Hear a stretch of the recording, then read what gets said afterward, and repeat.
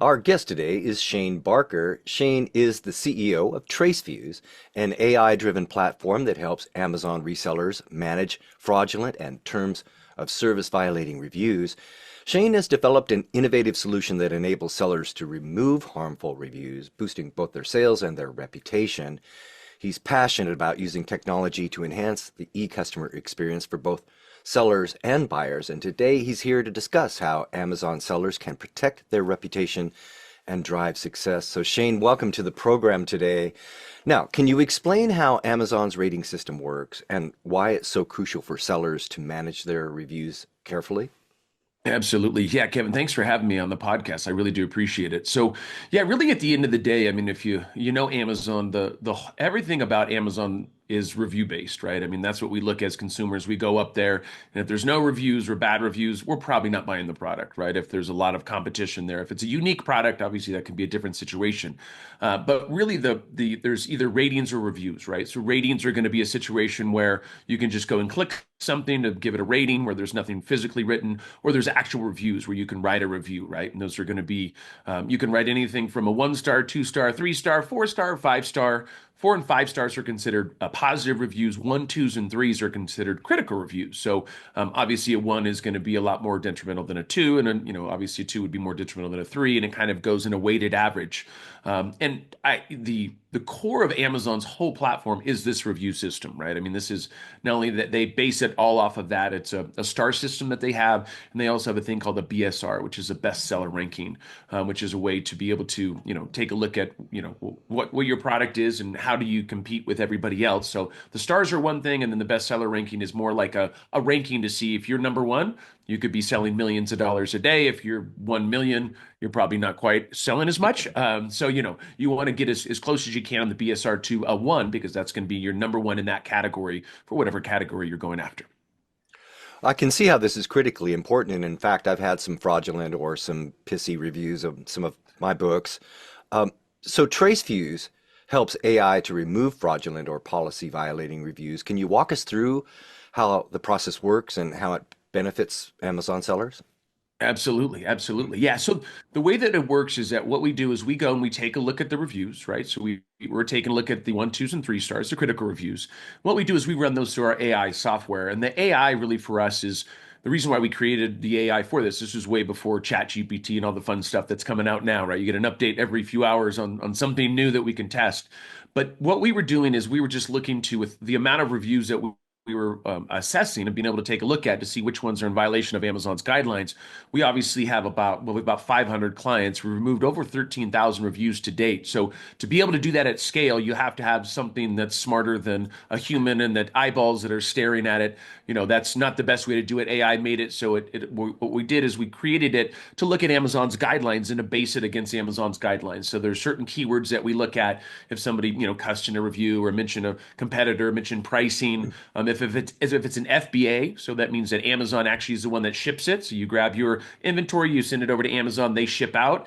Well, great. If they ship it out and it's delayed, or if it's broken, or if they're sending a used product, those are all things that those are Amazon's responsibilities, right? Because that's Amazon who's the one who's shipping those out. So we take a look at those as well. So when we run it through the AI, it'll tell us what's compliant, what's not compliant, and then anything that's not compliant, then obviously we have these things called humans. I'm kind of joking around, but humans are still around. AI hasn't taken over the humans yet. We have to give it a few more weeks, I think. But for now, we're using humans, and also because it's also compliant with Amazon. We can't automate anything on Amazon. And then what they do is they actually take a look at those reviews, and then they assess where we think the best place to file with Amazon is. So we look at the severity of the review, the type of review. Is it going after, is it slander? Is it, there's a lot of different things that we look at, and we say, hey, we know that this review, the best place to put this or to file a case with Amazon would be through this department, right? And we do vendor central, seller central, we do brand registry, we do escalation cases, we do emails directly to Amazon. We don't remove the reviews. So what we do is fully white hat, compliant with Amazon. What we do is we file the cases with Amazon, and they're the ones who remove the reviews. So we're just through filing thousands of cases over the years, we've learned a lot about cadence, about what to put in in a case filing. There's a lot of things that we've learned, honestly, by doing it wrong in the first year or two. A few years ago, in the last 2 or 3 years, is really where we really figured it out and been able to scale. And we've got some amazing clients that have some great results with us. So we're very, very proud of that. Many Amazon sellers struggle with negative reviews. What should we do? What are some of the most common mistakes that sellers make when dealing with these reviews, and how can we deal with it appropriately and prevent them? Yeah, absolutely. I think it's funny when I started the company, when I first went to my first show, it was called Powwow in Florida. And I went out there and I told people, hey, listen, like we can help you remove negative reviews. And everybody kind of side-eyed me a little bit, like, nah, it sounds a little black hattish. And I'm like, no, like, we are fully legit and everything is good. We've cracked the code. There's so many sellers. If you ask 100 sellers, if they don't know about us, 99 of them will say it's not possible to remove reviews. Like it's just a very hard, tedious practice of the things you need Mhm. to do. There's a lot of nuances to it. There's timing. There's a lot of things that you might get frustrated with if you're trying to do it on your own.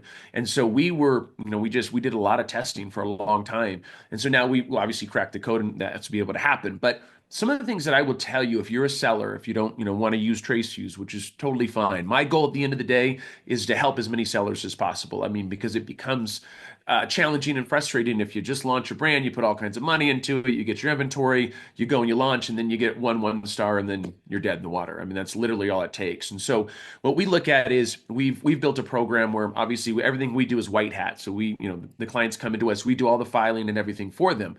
But if they wanted to do it on their own, what they can do, I'll give you some insights on what we do to be able to make it better so they can try to do it on their own. Because obviously that's probably the first step to give it a try. What we look at is when you're looking at the when you're filing a case with Amazon, you want to make sure that you aren't being emotional, right? Which is very difficult because I'm a very emotional type human myself, right? When somebody attacks you, right? You've got somebody, obviously, Kevin, somebody comes in and Right. says, "Hey, your book is this, and this," and you're like, well, that only took me 2 years to write. Like, why would I take that personal, right? Like, I mean, this is your baby. So, what we have to look at is you got to take the emotion out of it, which is difficult. I would tell you it's probably taken me years of counseling, kind of, not really, but maybe sort of, to deal with that, right? Because at the end of the day, like, man, this is once again, it's your baby. So what you look at is take the emotion out of it, right? So think of it like a marriage or something, right? Right? You've been married for 20 years, which I have.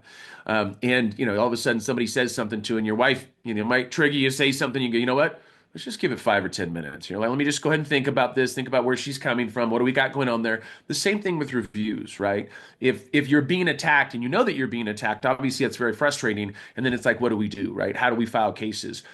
Take the emotion out of it, and you really want to add statistics, right? You want to add information that is going to be beneficial to the case filing. Amazon doesn't, most companies don't care about the emotion behind it, right? Like, I understand this is how you feed your family. I understand this is frustrating. I understand all of that.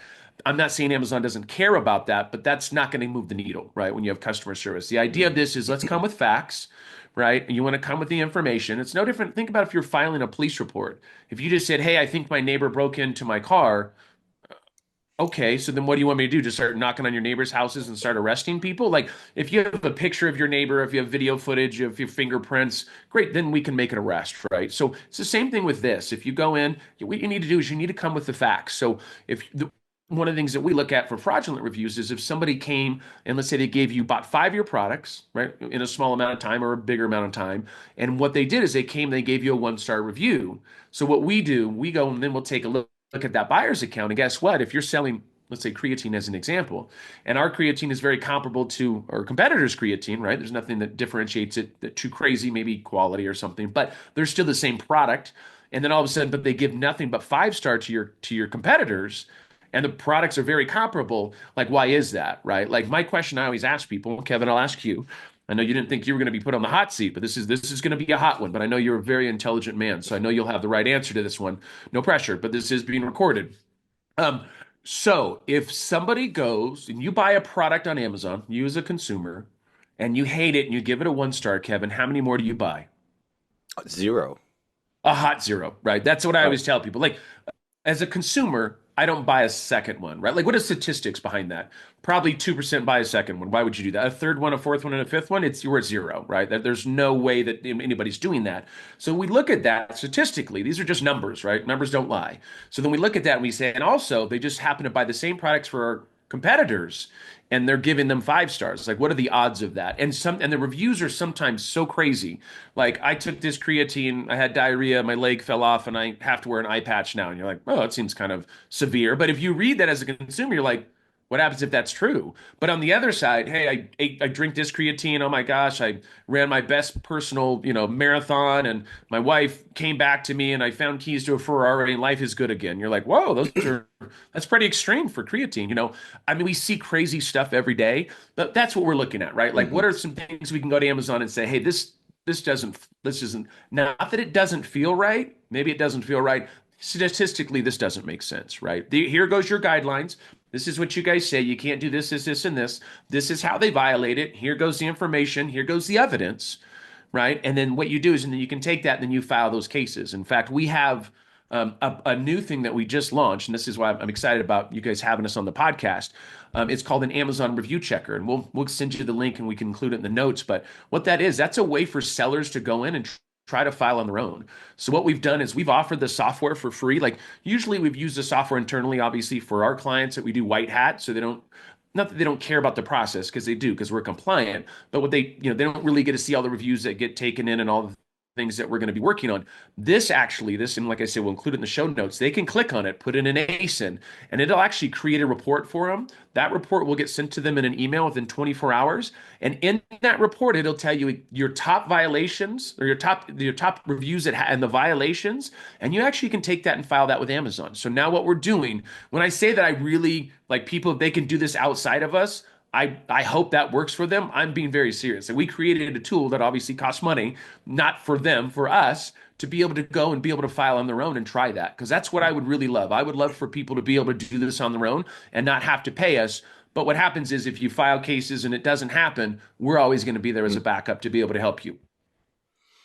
I am speaking today with Shane Barker. He is an expert in e-commerce, AI, and online reputation management, and the CEO of TraceViews, an AI-driven platform that helps Amazon sellers manage fraudulent and term of service violating reviews. You can find him and find out more at traceviews.ai. Now, Shane, how worried should I be if I'm a seller? How much impact does a negative review or a fraudulent review typically have on a seller's brand or reputation? Can you quantify how much a single negative review can affect a seller's business? Yeah, you absolutely can. I mean, it's hard to get an exact number on what that means, right? Because there's categories, there's competition, there's a lot of variables that can change that. But we know for a fact that, if every review is weighted differently. What I mean by that is that can be the duration of time. So if you have an older review, that's not going to be as weighted, as heavy as a newer review, for obvious reasons that your product from 5 years ago could be very different than your product today. So those, once they start to get a little older, it starts to lose a little bit of weight. So the more current reviews are going to be definitely weighing more on your products. The other thing you got to take a look at is that when these reviews, also the velocity of reviews, how often these reviews come in. And then, those kind of things when you look at that, those are the kind of things that really, really can crush your brand. And any seller knows that if you had a launch and you launched a product today after spending all your time, you get a 1 star, you're done. Like that launch is absolutely done. There's nothing you can do. So what we look at is, we talk about the 1, 2s, and 3 stars. A 1 star, I've heard people say a number of different things, but I've heard anything from, 10 to 25 stars. That's how much a 1 star is weighted. Hmm. So Amazon looks at that. Now, maybe it's only 8, maybe it's 15, but the point of this is it's weighed a lot heavier. So if you want to go get 25 stars or 10 5 stars, that's going to equal removal of a 1 star.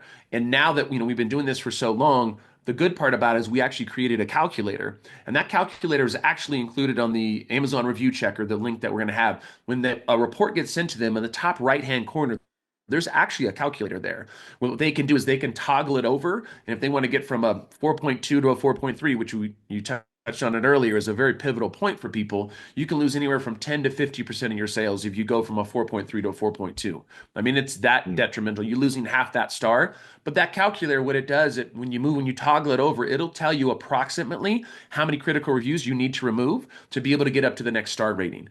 So that's a very valuable tool for people. It's not a perfect science because it is in beta, because obviously Amazon weighs things differently and changes things up. But the idea that we do that for clients that want to get from 3.5 to a 4.5, and obviously that's going to be, there's probably going to be a lot of reviews that need to be removed, once again, depending on category and competition. So what we look at there is, does that make sense for us to remove all those reviews, right? If your sales drop from 150,000 to 75,000, it probably does make sense. But if you drop from 10,000 to 9,000, maybe it doesn't make sense for us to remove all those reviews. So as much as I love cleaning up all the reviews, and I have a lot of companies that will want to sell their companies, so they'll come to us and clean up the reviews to help, get sales up there and get a higher multiple. There's a lot of good things that happen, but reviews not only just affect your BSR and your star rating, but it also affects your PPC cost. It also affects a number of different things on Amazon that a lot of people don't realize that once again, that affects everything. You get bad reviews, you get 10 bad reviews, and we see this a lot. People, other companies will come and attack you. They give you 10 one-star reviews in 5 days. You could be down for Christmas. You could be down for Prime Day. You could be down for, you sell swimsuits, and guess what? It's June, Hmm. right? We're going into our hot season. So that's what you have to be careful of. And that's a part of our system that we have is it monitors that. So, hey, today, if you signed up with us, we not only go after your past reviews, but we're also going to monitor you moving forward. So if anybody comes in and attacks you, we're going to be ready, right? Because that's everybody that's not everybody, but a good percentage that come to us because something's happened. They've been attacked, they missed out on Prime Day, and it's very frustrating. They file with Amazon, and it's a little bit of an egregious process. I think Amazon does the best they can. But at the end of the day, there's still a lot of stuff that gets missed, right? I mean, Amazon's huge. They're insane. So what we do is anything that Amazon doesn't catch, that's where we jump in and say, hey, let's help you with those, to be able to clean that up. But if you can get more 4s and 5 stars, and we can knock down the 1, 2s, and 3s, your transition from a 4.2 to a 4.3 is going to happen a lot faster. I always use it as an analogy like for a diet, right? Like and we've all been there, if you eat right and you work out, guess what? You're going to lose weight, you're going to look better. But if you just eat right and you don't work out, or if you just work out and don't eat right, it's a little bit of a slower process. And I'm getting older, so it's a really slow process apparently now. When I was young, I could do anything and shed a few pounds. Now I actually have to work out and stuff. It's brutal. But anyways, it's a lot of reality there. A lot of reality there, Kevin. But yeah, so that's pretty much it. What happens when a legitimate review is flagged as fraudulent? How do you ensure that positive, genuine feedback from customers doesn't get unfairly removed in the process? Yeah, that's a great question. I mean, really, at the end of the day, we're not doing this to clean up listings on people that have bad products, right? That's not really the goal of this. The goal of this is mainly the things that we look as fraudulent activity, anything that violates Amazon's guidelines. So that could be a legit review, right? Somebody could write a legit review and, mention a competitor, but that's still against Amazon's guidelines, right? So it can be a legit review. I think as a, if I'm a seller, you want to look at that. You got to soak that in, right? There's some good information there. Like even though a bad review sucks, at the end of the day, if you're doing any kind of volume on Amazon, you're going to get bad reviews. I don't care what kind of product you sell, it's just going to happen. So you got to kind of accept that. But what you do need to do is take a look at that and assess, okay, is there a problem with my product? Right? Do I need to iterate? Do I need to come out with a new product? Or, do I need to, do a brand new product and then maybe even start a brand new ASIN and get rid of that old ASIN? There's a lot of information that needs to happen there. Our goal is not to, you can't come to us and say, hey, here goes this one review that says this is a thing that happened and this is really what we do. I need you to remove it because I don't like it. There needs to be something against Amazon's guidelines, right? Like I gave you a little story at a company, a really big company that came to me. This was a few years, about 2 years ago, and they wanted us to. They're like, "Hey, we really want to, get all these reviews removed because we want to sell this product and we want to get rid of it." I said, "What do you mean get rid of it?" And it was like 3,000 units left, I think. And they said, "Well, it's kind of toxic." And I'm like, "What do you mean it's kind of Ouch. toxic?" I was like, and they're like, "Yeah, and they wanted to pay big bucks and all this stuff." And I was like, "Yeah, but now I'm removing reviews so that you guys can put this toxic stuff out into the world." I'm like, no, that's absolutely, I would never do. I don't care how much money, I don't care if you want to give me $1 billion. Like, so now I'm going to help you get this. I said, yeah. Mhm. I was trying to be very nice about it. I mean, I really want to say, are you serious? Like, this is really a conversation we're having. Let's go and throw some toxins out in the world and see if, we can hurt some kids. So anyways, needless to say, we didn't take the project on, but I'm not here to clean up stuff if there's a mess. My goal is to be able to, if you get attacked or if there's something that you feel very helpless about, and you have a good product, great, then we make those assessments and there we go. But I can tell you, usually if you're looking at 100 critical reviews, a high percentage of those are not in violation of Amazon's guidelines, right? Because it, once again, just depends on what they say. But they can be against Amazon's guidelines. And even though it could be a legit review, we can get those removed, or we can at least file on them and have a good chance of getting those removed. I have been speaking today with Shane Barker from TraceFuse. We've been talking about TraceFuse, an AI-driven platform that helps Amazon sellers manage fraudulent and service violating reviews. Now, Shane, Artificial intelligence is a big part of what you do. How do you see AI evolving in the broader e-commerce space? And what are some other areas where AI could help sellers improve their business performance just beyond review management? Yeah, good question. I mean, AI is something else. It's, I feel like it's every day, once again, I wake up and 10 more things have happened. So it's been interesting us being, I don't want to say pioneers, but us doing AI early on before I think it really, really took off. We're seeing crazy changes. I mean, just on a daily basis between, obviously Chat GPT and competitors, it's pretty insane. And I do believe that, for tasks, I mean, Amazon as an example, Rufus, right? I mean, Amazon's also implementing AI-based stuff that'll make it so you can optimize your listings, so it can, optimize your pictures, it can optimize a number of SEO. I do believe it's at the infancy stages. I mean, I think they're testing it. I don't think it's perfect. I don't think any AI is necessarily perfect. We're getting closer and closer. But with AI, if there's tasks that can be like our example, where we grab the reviews and we want to be able to assess if I grab 10,000 reviews, me as a human, at what point are my eyeballs going to start bleeding that I'm looking at the reviews and then we start running into errors, right? Where I'm like, man, I've been doing this. We used to do it in the past without AI, and we would only let people, our filers, look at it for 4 hours. That was the max that we would have them do because we knew at a certain point it's like monotonous, right? We don't want those errors to happen. Well, when we were able to, to move our people over and saying, hey, let's just have the AI go in there and do that initial assessment.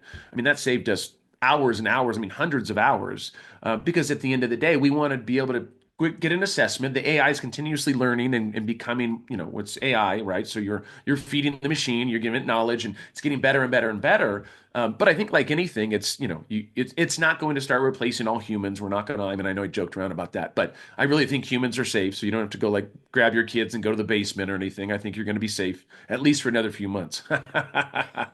Now you should be good. Everybody should be good. But I think it's going to change the way that we do e-commerce. I mean, it just is. Some Mm. things are not going to take off, and it's going to take some time. But I just think you just have to figure out if there's tasks that humans can do that is very, A or B, right? Black or white, right? This is exactly how we do things. And if you have things that are going to take a little more, I guess knowledge or things you're going to have to add to it, that's going to be a different level of AI. If you're just looking for a task that can be, that you could do on a production line, that's where AI comes in. I mean, for us, and I think for other companies, eventually they'll start building it out so it'll be a lot more intelligent, and there'll be emotional intelligence. There'll be other things that play into that. We're not there, I don't think yet, but once again, every day is a new adventure. You're seeing new updates all the time. Mm.